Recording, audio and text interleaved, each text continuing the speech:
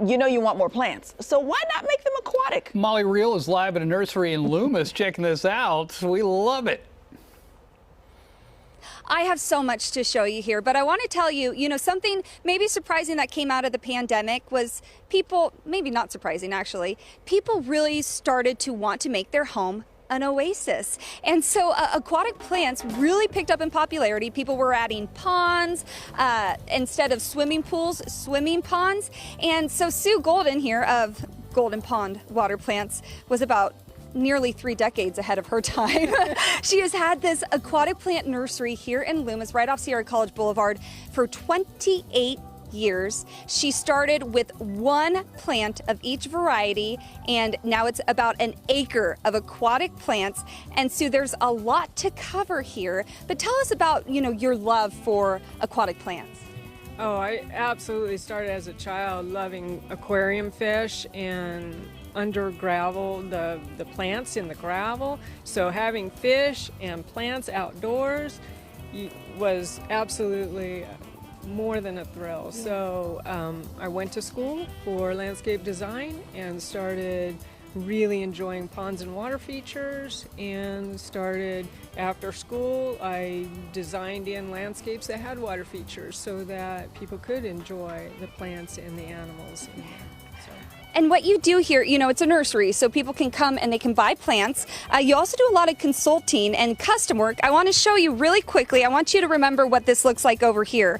She designs floating islands, and this is a brand new floating island. You'll see there's some painted foam around. At the end of the segment, we'll show you what one looks like after it's grown out a little bit. But let's walk this way and kind of take a peek at some of these beautiful plants, maybe plants that folks might be surprised that you can just grow right in a pond. Yeah, like hibiscus here. This one, it can go in the yard, but it can go right along the pond edge, and any kind of boggy site too. If you have a non-draining area in your yard, that plants die off because it's too wet from the neighbors' yards draining in. These are the plants that we can utilize. And that's cool. You know what's cool too? You said a lot of the work you do is off-site. So if people think, well, I think I have a boggy area, but I don't know, that's where you come in. You come and you check it out and say, this might work here. Absolutely. I can look at the plants that are growing in the site, and because of my schooling, I can tell that they're water-loving plants,